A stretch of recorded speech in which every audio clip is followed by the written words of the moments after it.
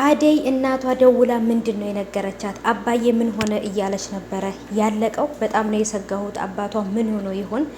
እዚህ ጋር ደግሞ እንግዲህ በጣም የትልቅ ነገር ለምለም አድርጋለች። እሱ ምንድነው እንግዲህ ይሄ ነገር መሆን የለበትም። እሷ የእውነት አራት አባዳሪ ቤታቸው እንደተያዘና ገንዘብ እንዳስፈለጋት በምንድን ነው ያረጋገጥከው? ነገሮችን ማረጋገጥ አለብን ብለዋለች። ለምለም በጣም አሪፍ ነገር ነው እንዲያደርግ ያደረገችው። የባርኪ ፍቅረኛ ደግሞ እንግዲህ ናኡልን እያናገረችው ነው። ምንድን ነው የምትለው? አደይንና ፍቅርን እንትን እንድትልኝ እፈልጋለሁ። ፍቅርም እንግዲህ እዛ ቤት ካለች ከእኔና እሱ አብረን መሆን አንችልም፣ እኔና ባርኮት አብረን መሆን አንችልም ፍቅር ካለች። አደይም ደግሞ ከፍቅር ጋር ከባርኮት ጋር ፍቅር ጀምራለች። ስለዚህ ይሄ ነገር ስላለ ሁለቱም ማስወገድ አለብኝ እያለች በጣም መጥፎ ነገር እያሰበች ነው ማለት ነው። ናኡል ደግሞ እሺ ብሎ ተስማምቷል። ምክንያቱም ጉዷን ሊያወጣባት ስለፈለገ ነው እንጂ በፍጹም ይሄን ነገር አያደርግም በአደይ ላይ ማለት ነው። ፍቅር ጨካኝ ናት፣ ግን በአደይ ላይ ይሄን ነገር አያደርግም። ሰላም ሰላም፣ ውድ የተከበራችሁ የቻናሌ ተከታታዮች እንዴት ናችሁ? ከኔ ጋር ሁሉ ሰላም ነው። ሰላማችሁ ይብዛልኝ ባላችሁበት ውድ ቤተሰቦቼ። ለቻናሌ አዲስ ከሆናችሁ ሰብስክራይብ አድርጋችሁ ቤተሰቡ ነው። ነባሮች እንኳን በሰላም መጣችሁ ብያለሁ ቤተሰቦቼ። ተወዳጁ የአደይ ድራማ እንግዲህ ተለቆልናል ማለት ነው። በጉጉት በፍቅር እየጠበኩት ነበረ። በተለይ ደግሞ እንግዲህ ሊዲያ ፍቅር ይዟታል ማለት ነው ከልጁ። ምክንያቱም ቤት ውስጥ የታገተችበት ቤት ውስጥ ራሷ ነበረች በእግሯ የሄደችው። እሱ ራሱ እንዴት መጣሽ ብሎ ነበር የደነገጠው ማለት ነው።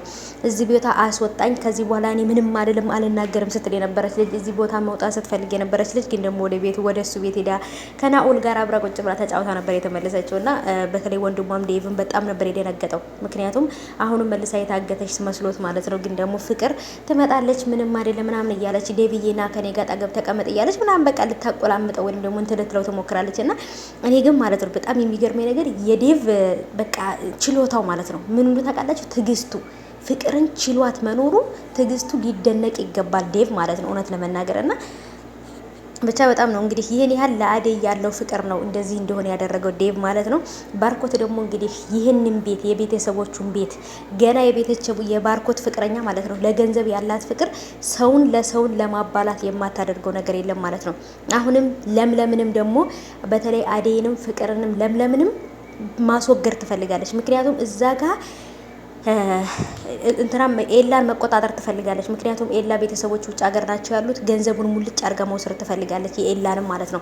እዚህ ጋር ደግሞ የባርኮት ፍቅረኛ መስላ ደግሞ አሁንም ከባርኮት የሆነ ገንዘብ ማግኘት ትፈልጋለች። እና በጣም ጥቅመኛና ገንዘብ ወዳጅ የሆነች ሴት ናት ማለት ነው የባርኮት ፍቅረኛ። በጣም ክፉ ከስታዩት ራሱ በቃ በጣም ጨካኝ፣ ገንዘብ ለማግኘት ስትል ምንም ታደርጋለች እና ፍቅር ዴቭን ለማግኘት ብላ በጣም ብዙ ነገር እያደረገች ነው፣ እያየን ነው። ግን ደግሞ ከዚህ የበለጠ ደግሞ የባርኮት ፍቅረኛ እያደረገች ያለችው ነገር በጣም ከባድ ነው። እንግዲህ በጥፊ ራሱ መቷታል ማለት ነው። ምክንያቱም እሷ እንደምትል ከሰከሰው አንድ ጊዜ ከናኡል ጋር፣ አንድ ጊዜ ከባርኮት ጋር፣ አንድ ጊዜ ደግሞ ከኤላ ጋር እያለች እሷ እንደምታደርገው አደይም ታደርጋለች ብላ ስለምጠረጠር አደይን አንቺ ከዛም የምትል ከሰከሽ የቤት ሰራተኛ ነች ተራ ብላ ስትላት በጣም ነበረ ዴቭ ተናዶ ስሜቱን መቆጣጠር አቅቶት በጥፊ የመታትና እኔ በጥፊ ሲመታት በጣም ነበር ደስ ያለኝ። ምክንያቱም ሲያንሳት ነው እንጂ አይበዛባትም ጥፊው ማለት ነው። አነሳት እንደውም ማለት ነው።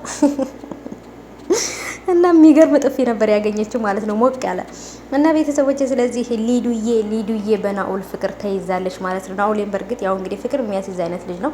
እሷም በፍቅር ተይዛለች። እንግዲህ ምንም ማድረግ አይቻልም። ፍቅር ነው እንደዚህ የሚያመላልሳት ማለት ነውና ከኤላ ፍቅር ይዟት ነበረ። አሁን ግን የኤላ ፍቅር ተዋት መሰለኝ። አሁን ከናኡል ነው ፍቅር የያዛት። የታገተችበት ቤት ድረስ ሄዳ ነበር ከናኡል ጋር ስታወራ የነበረውና ወይ ፍቅር ይዞኛል፣ ወይኔ ጉዴ ምን ይሻለኛል እያለች ነው እንግዲህ የኔ ውድ ማለት ነው። ታግታ ከመውጣቷ ፍቅር ደግሞ ይዛ ወጣችና በጣም ከባድ ነው። እና እንግዲህ አሁን ላይ ለምለምና አደይ በጣም ጥሩ ነገር እያደረጉ ነው። እሱንም ደግሞ መጨረሻውን በቀጣይ የምናየው ይሆናል።